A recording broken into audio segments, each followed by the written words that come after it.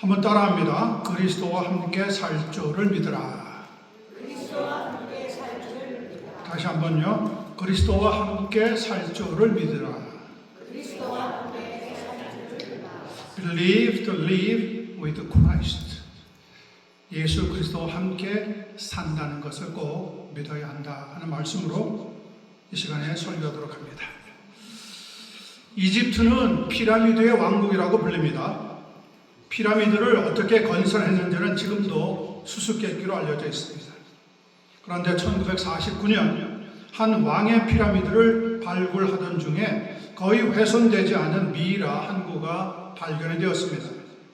탐사팀을 흥분시킨 것은 약 3,000년 전에 미이라로 추정이 되는 그의 손에 쥐어져 있던 한 움큼의 씨앗이었습니다.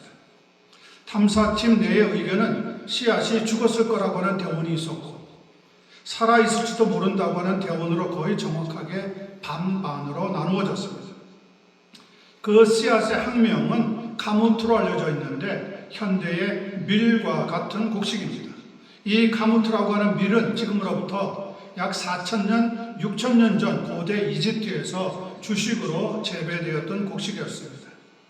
이 씨앗을 발견한 팀 대원 중에 한 사람이 씨앗 몇 개를 가지고 미국으로 돌아와서 심었다고 합니다. 어떻게 되었을까요? 살았을까요? 죽었을까요? 놀랍게도 5주 후에 싹이 틔어졌다고 합니다. 그리고 그 씨앗이 죽지 않고 다시 살아났다고 해서 부활의 곡물로 세상에 알려지게 되었습니다. 어떻게 이런 일이 발생할 수 있을까요? 저는 식물학자가 아니기 때문에 그 이유를 다 알지는 못합니다. 그러나 적어도 한 가지는 알고 있습니다. 그 씨앗 안에 생명이 죽지 않고 살아 있었다고 하는 사실입니다. 물론 씨앗의 생명 유효 기간은 씨앗마다 다를 겁니다. 그럴지라도 씨앗 안에 생명이 들어있다면 다시 싹을 내고 살아나게 된다고 하는 겁니다. 오늘은 부활주일입니다. 하나님의 아들이신 예수 그리스도께서 2000년 전 오늘 죽음의 권세를 깨뜨리시고 3일 만에 다시 살아나신 것을 기념하는 날입니다. 자유주의 신학자들은 어떻게 죽은 사람이 살아날 수 있느냐고 반박합니다. 그러면서 살아나셨을 것이라고 하는 말은 환상을 본 것이라고 주장을 하기도 합니다. 그러나 죽은 줄 알았던 3,000년 전의 씨앗이 다시 살아날 수 있다면 여러분, 어찌 하나님의 아들이 죽었다가 다시 살아나질 못할 이유가 있겠습니까? 그래서 저는 예수님의 부활을 진실로 믿습니다. 성도 여러분들도 이 부활을 꼭 믿으시고 흔들리지 않는 믿음의 소유자가 되어서 풍성한 삶을 살아가실 수 있게 되기를 간절히 소원합니다. 6절, 7절 말씀을 봅니다. 우리가 알거니와 우리의 옛사람이 예수와 함께 십자가에 못 박힌 이유가 있다는 거죠.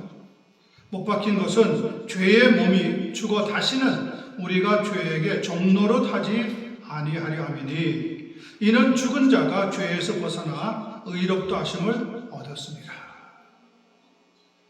이 세상에 태어나는 사람은 그가 누구든지 간에 머무르게 되는 세 곳의 장소가 있다고 합니다.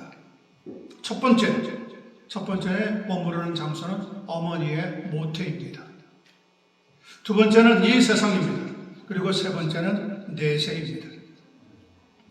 이 세상을 살아갔던 모든 사람들, 지금도 살아있는 모든 사람들, 그리고 앞으로 살아갈 모든 사람들은 너나 할 것 없이 가장 먼저 모태에서 살게 됩니다.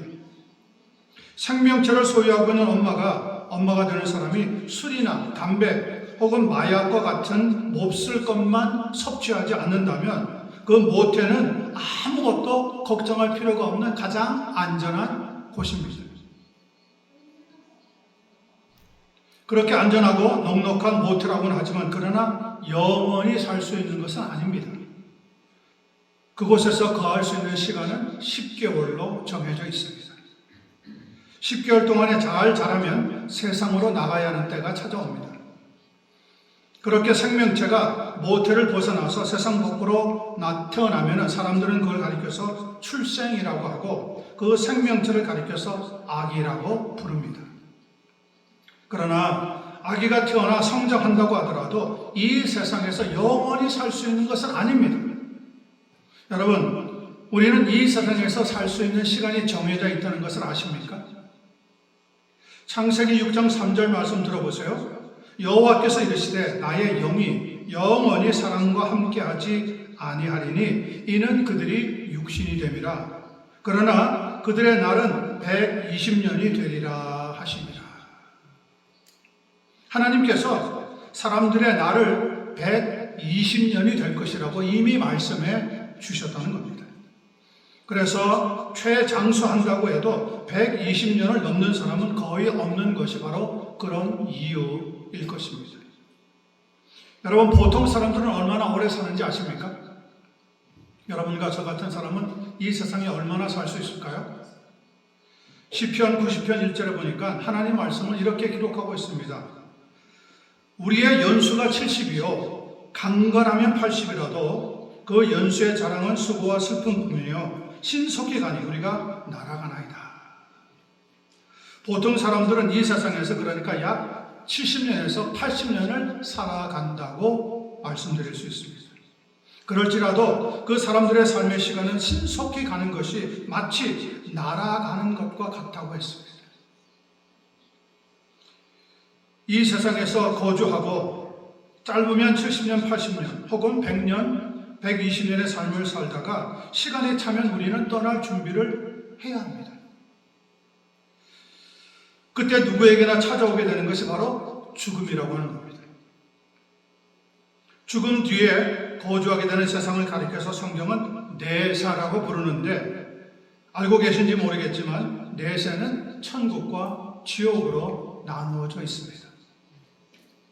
예수 그리스도와 함께 십자가에 못 박힌 것을 믿고 죄의 문제를 해결하여서 의롭게 된 사람은 천국에 들어가게 되는 겁니다. 그러나 예수 그리스도를 거절하고 죄에게 종노릇하는 옛사람의 몸에 그냥 살다가 죽으면 세상을 떠나서 지옥에 들어가게 되는 겁니다. 중요한 것은 천국이든 지옥이든 한 번 그곳에 들어가면 그곳으로 끝이라고 하는 말입니다. 더 이상 태어나고 성장하고 떠나고 옮겨가는 순환이 없다는 겁니다. 다른 말로 하자면 천국에서 영원히 거하거나 지옥에서 혹은 영원히 거하게 된다고 하는 겁니다. 여기서 우리는 생명을 바로 똑똑히 분명하게 이해해야 합니다. 부활신앙을 가지면 사망에서 생명으로 옮겨가게 되어집니다. 요한복음 5장 24절입니다. 내가 진실로 진실로 너에게 이르노니 내 말을 듣고 나 보내신 이를 믿는 자는 영생을 가졌고 심판에 이르지 아니하나니 사망에서 생명으로 옮겼느니라. 제 말이 아닙니다. 예수님께서 직접 해주신 말씀입니다. 성경은 이 세상의 모든 것을 부활신앙으로 해석하고 있습니다. 이 아침에 우리 모두가 다 이 부활의 능력을 받아서 믿음이 충만하게 감당할 수 있는 한 분 한 분 되기를 예수님의 이름으로 축원합니다. 두 번째 8절과 9절 말씀 봅니다. 만일 우리가 그리스도와 함께 죽었으면 또한 그와 함께 살 줄을 뭐하노니? 믿노니. 이는 그리스도께서 죽은 자 가운데서 살아나셨음에 다시 죽지 아니하시고 사망이 다시 그를 주장하지 못할 줄을 알미로다. 인류의 문명은 100년 전에 비해서 지금 엄청나게 발전하고 또 달라졌습니다. 우리가 살고 있는 지금 21세기를 가리켜서 디지털 문화의 시대라고 합니다. 디지털 문화의 시대라고 하는 것은 인터넷과 모바일 기기의 대중화로 정치, 경제, 기술, 예술, 생활 등의 사회 모든 분야가 총체적으로 문화화된 시대를 의미합니다. 이 시대의 특징은 정보화 사회라고 하는 겁니다. 그에 비해서 20세기는 아날로그 문화의 시대라고 부릅니다. 아날로그 문화의 시대라고 하는 것은 기술의 발전으로 자동차, 비행기, TV, 카메라 등등을 통하여서 편리함을 추구하면서 사회의 모든 분야에서 효율성을 강조하던 시대라고 하는 말입니다. 이 시대의 특징은 기계화 사회라고 하는 겁니다. 이렇게 지난 100년 동안 인류는 놀라운 발전과 성장을 거듭 계속해 왔습니다.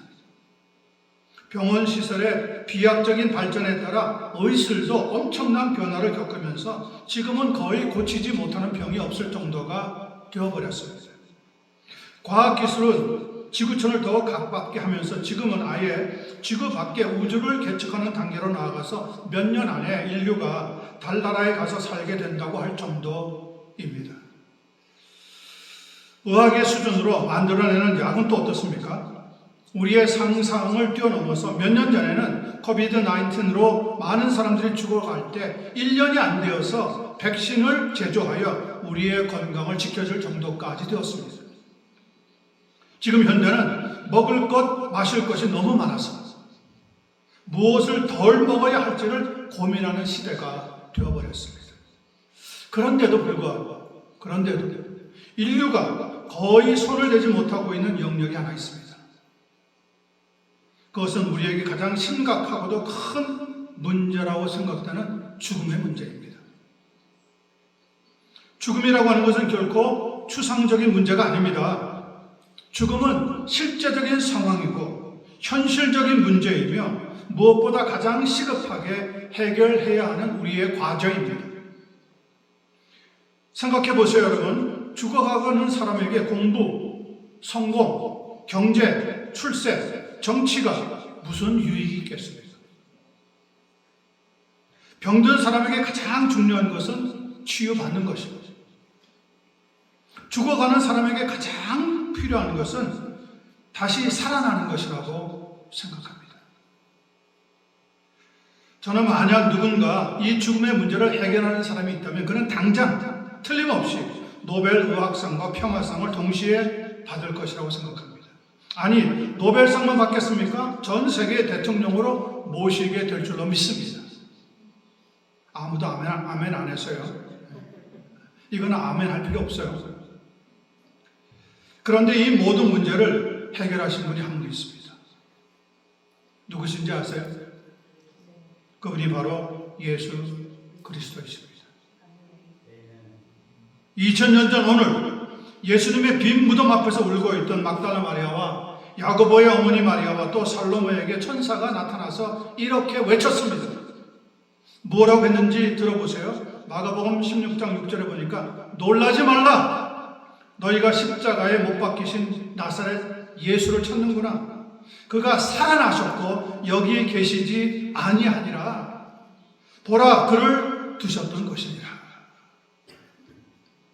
오늘 본문 7절과 8절도 이렇게 말씀하고 있습니다. 만일 우리가 그리스도와 함께 죽었으면 또한 그와 함께 살 줄을 믿노니 이는 그리스도께서 죽은 자 가운데서 살아나셨음에 다시 죽지 아니하시고 사망이 다시 그를 주장하지 못할 줄을 알미로다. 로마서의 저자인 바울 사도는 우리가 그리스도와 함께 죽었으면 또한 그리스도와 함께 살게 될 것을 믿는다고 고백하고 있습니다.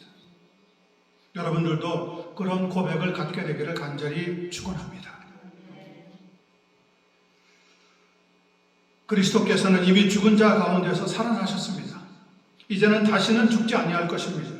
그러므로 사망도 다시는 예수를 믿는 자들에게 이렇게 저렇게 겁을 주고 두려움 주고 하는 일을 하지 못하게 된다는 겁니다.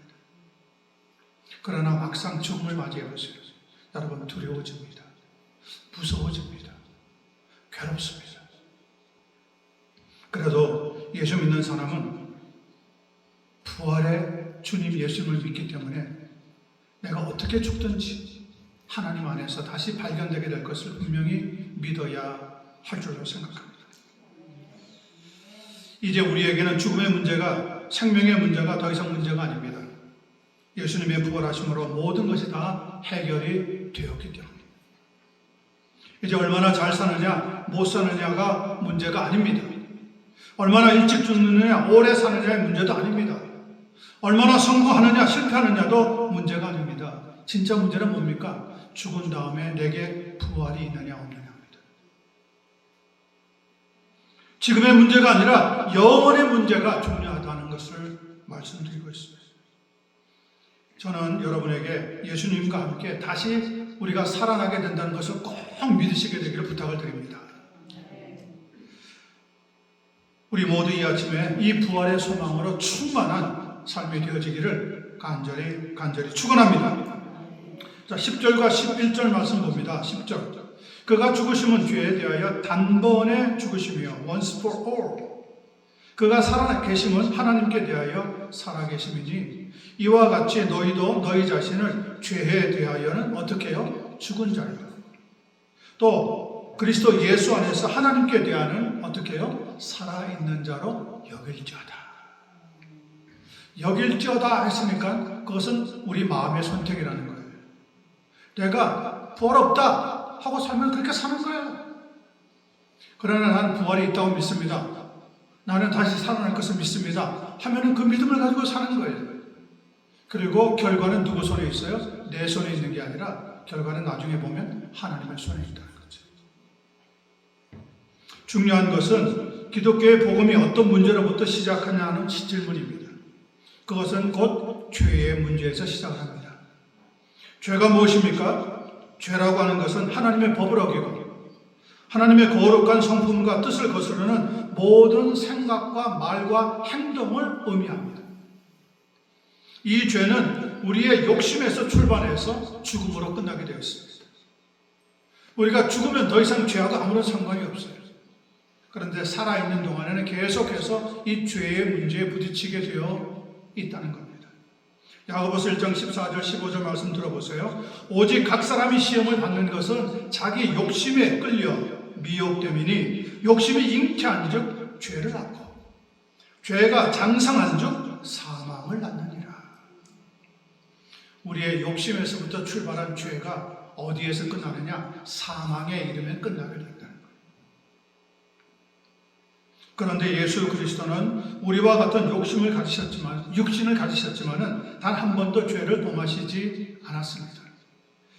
히브리서 4장 15절은 그래서 우리에게 이렇게 증언합니다. 우리에게 있는 대제사장은 곧 예수 그리스도는 하나님의 아들이시고 우리의 연약함을 체휼하지 아니하시는 자가 아니요 모든 일에 우리와 같이 한결같이 시험을 받은 자로되 죄는 없으시느니라. 예수 그리스도는 우리와 같은 육신을 가지지 않았기 때문에 육신을 가지고 있는 것처럼 보인 것이지 육신을 가지지 않고 하나님의 신성을 가지고 계셨던 하나님의 아들이기 때문에 죄를 범할 수가 없었다는 겁니다.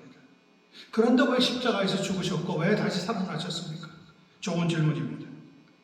본문 10절에 보니까 그의 죽으심은 죄에 대하여 단번에 죽으심이요 그가 살아계심은 하나님께 대하여 살아계심이라고 말씀하고 있습니다. 죄에 대하여 단번에 죽으심이라고 하는 것은 우리의 죄를 대신하여 죽으셨다고 하는 의미예요. 하나님에 대하여 살아계심이라고 하는 것은 그러나 죽으셨지만 하나님의 능력으로 다시 살아나셨다고 하는 의미예요.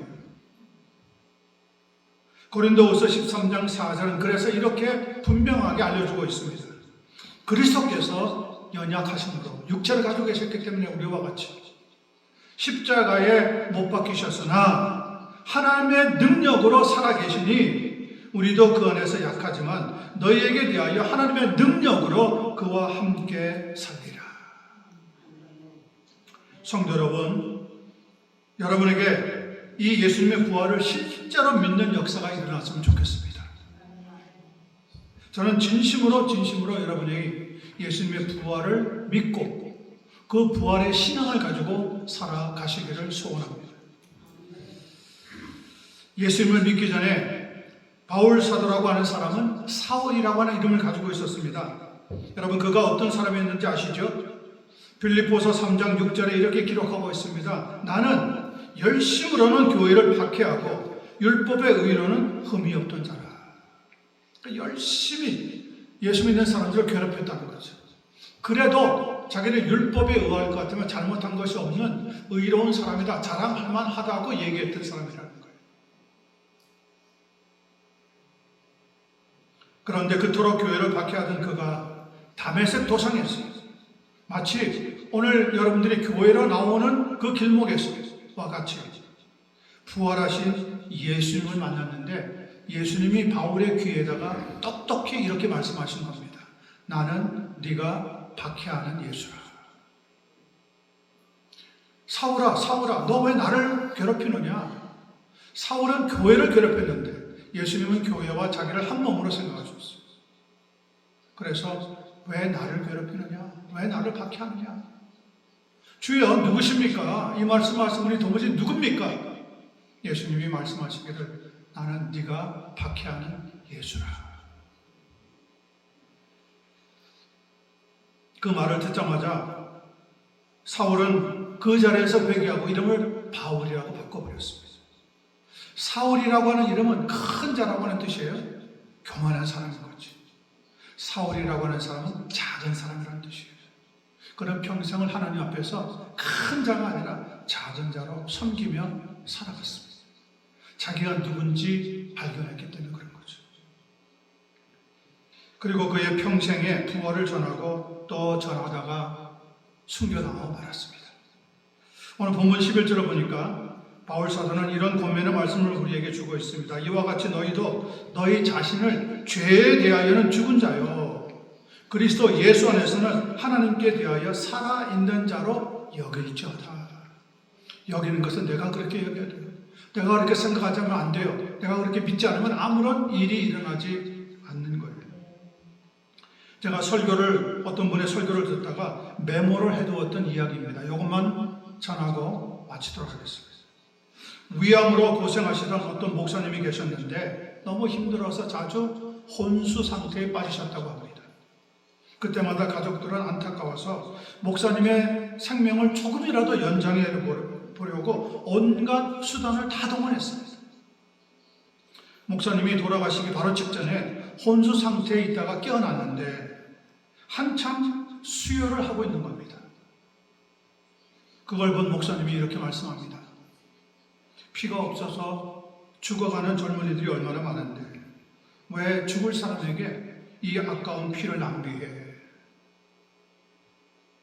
다시 들어보세요.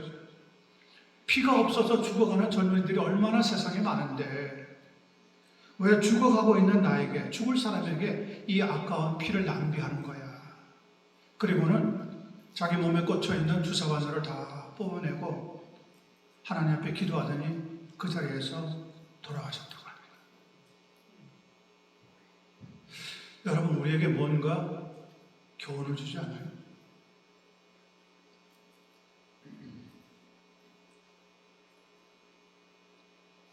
그런데 조금이라도 더 살아보려고 발버둥 치면서 내가 왜 죽어?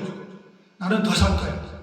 다른 사람보다 1년이라도 아니 단 하루라도 더 살 거야 하면서 고함치고 안타까워하는 사람들이 있단 말이죠. 정말 얼마나 보기에 딱한 사람인지 알 수가 없습니다. 하늘나라에 소망이 있는 사람이라면, 부활의 신앙을 가지고 있는 사람이라면 죽음이 올 때 담담하게 믿음으로 받아들여야 합니다. 여러분, 언젠가는 떠날 거잖아요. 예수님은 33살에 세상을 떠났어요. 누가 그렇게 젊은 나이에 세상 떠나고 싶은 사람이 있겠습니까? 그런데 예수님은 십자가에서 우리의 죄를 위해서 대신 갚아주기 위해 자신의 생명을 드리고 우리의 생명과 맞바꿔 버렸습니다.